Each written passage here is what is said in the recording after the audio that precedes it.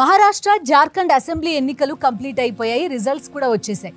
అయితే ఈ ఎన్నికల్లో ఓటర్ టర్న్అవుట్కి అదేవిధంగా యాక్చువల్గా లెక్కిస్తున్న ఓట్లకి మధ్య తేడాకు సంబంధించి ప్రస్తుతం డిబేట్ జరుగుతోంది. యాక్చువల్గా 5 గంటలకి ఎన్నికల రోజు 5 గంటలకి ఓటర్ టర్న్అవుట్ ఎంతవరకు ఉంది, ఆ నెక్స్ట్ డేకి ఓటర్ టర్న్అవుట్ ఎంత చూపిస్తున్నారు, యాక్చువల్గా ఓట్లు లెక్కించే టైంకి ఆ టర్న్అవుట్ ఎంత ఉంటుంది అనేది గత కొంతకాలంగా డిబేట్ జరుగుతుంది. ఇప్పుడు మహారాష్ట్ర అసెంబ్లీ ఎన్నికల దగ్గరకు వచ్చేసరికి ఆ డిబేట్ మరింత పెద్దదైంది అని చెప్పుకోవచ్చు. అసలు ఒకసారి మహారాష్ట్ర ఎన్నికలకి సంబంధించి డేటా ఏం వెల్లడించింది అనేది ఒక్కసారి చూద్దాం.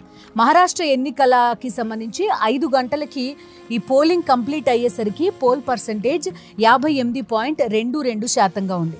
ఆ తర్వాత రాత్రికి ఆ పర్సంటేజ్ని 65.02గా చూపించారు. ఆ తర్వాత ఎన్నికలు లెక్కించే టైంకి 67%, 68% వరకు అప్రాక్సిమేట్గా ఇది ఉంది అనేది లెక్క. కొంతమంది 67%గా, కొంతమంది 68%గా దీన్ని రిపోర్ట్ చేస్తున్నారు. సో అప్రాక్సిమేట్గా 7.8% తేడా కనిపిస్తుంది. అంటే 5 గంటలకి ఏదైతే డేటా ఇచ్చారో అది, ఆ తర్వాత కంప్లీట్గా ఈ పోల్ పర్సంటేజ్ ఇదంతా తీసుకున్న తర్వాత యాక్చువల్గా కౌంటింగ్ టైంకి మనకి వచ్చిన డేటా అప్రాక్సిమేట్గా 68% అనమాట.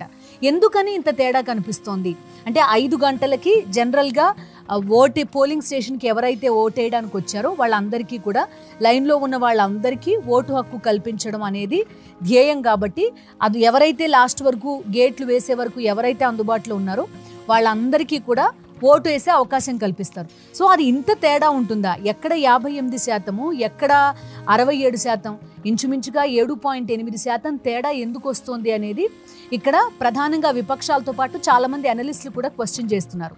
దీన్ని నంబర్ కింద ట్రాన్స్లేట్ చేస్తే కనుక అది ఏకంగా 76 లక్షల వరకు ఉంటుంది అనేది లెక్క. ఇంత తేడా ఎందుకు వస్తుంది అనేది ప్రశ్న. సో ఇప్పుడు మనం చూసింది మహారాష్ట్ర ఎన్నికలకు సంబంధించి.